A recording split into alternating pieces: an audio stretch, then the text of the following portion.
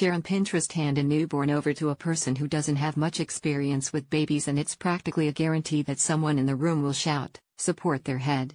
And they may even jump into cradle that sweet-smelling little noggin. And it can certainly be an anxious time while you wait for your baby to gain control over their neck muscles.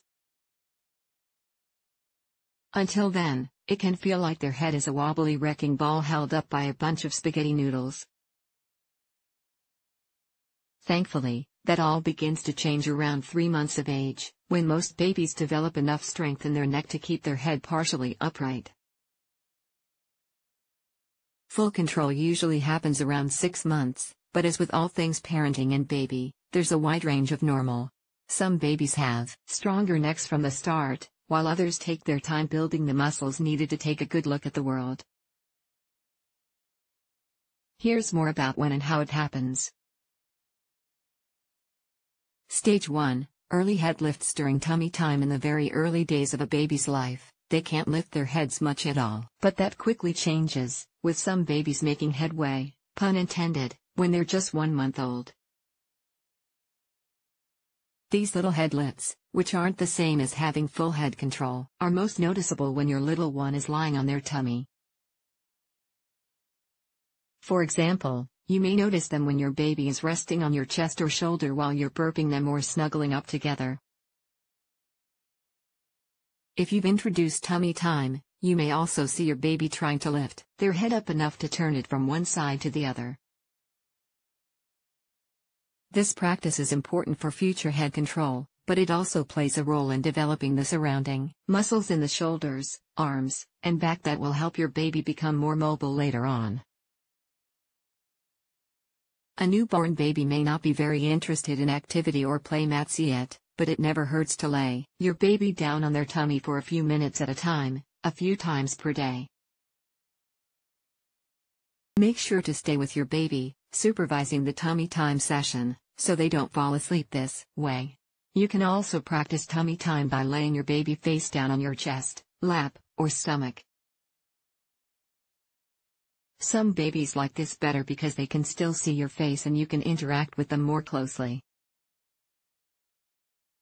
Stage 2, lifting head and chest. Between 1 and 3 months of age, a baby typically starts lifting their head up more often, usually mastering a 45-degree angle, and might be able to lift their chest partly off the floor as well. At this point, your baby's vision has further developed and that activity mat might actually be more appealing than it was during the first month. They appreciate geometric designs and black and white patterns, so an eye-catching rug or blanket can work just as well as an activity mat at this stage. You may also want to add some incentives to baby's playtime by placing a toy or other coveted object just out of their reach. You can lie down on the floor next to your baby, too, engaging them with your attention.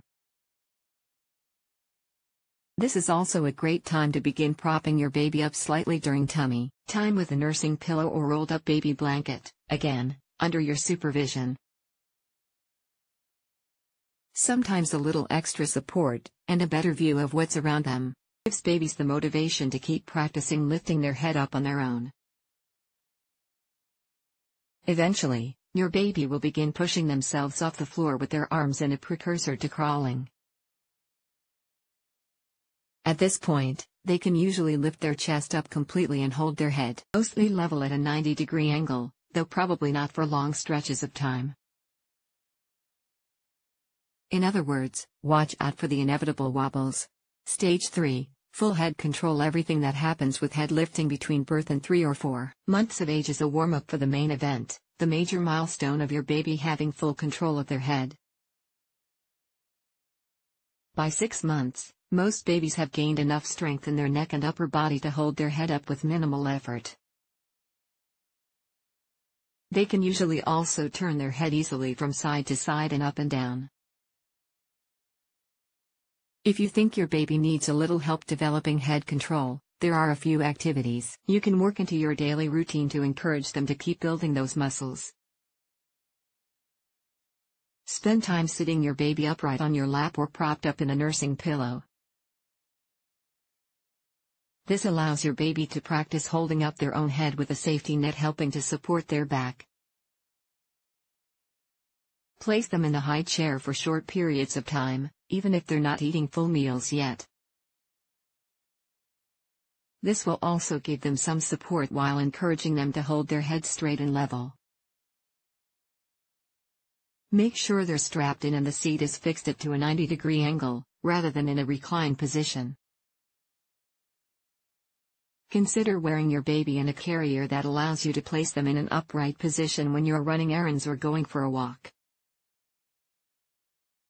The world is a fascinating place. Most babies will want to sit up and look around if you let them. Place your baby on their back on an activity mat that includes an arch or some other hanging feature. Your baby will be naturally inclined to reach up for what they see, strengthening the muscles in their neck, back, and shoulders.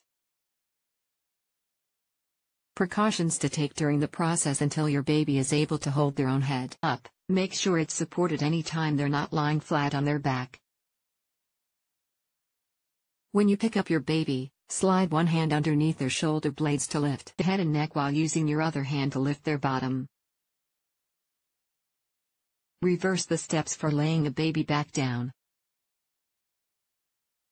When burping your baby, keep a loose hand on their neck and head to prevent wobbling. Car seats, strollers, infant swings, bassinets, and bouncers should all be fixed at the correct incline for your baby's age to maintain the right level of head support. If your baby's head flops forward, readjust the angle.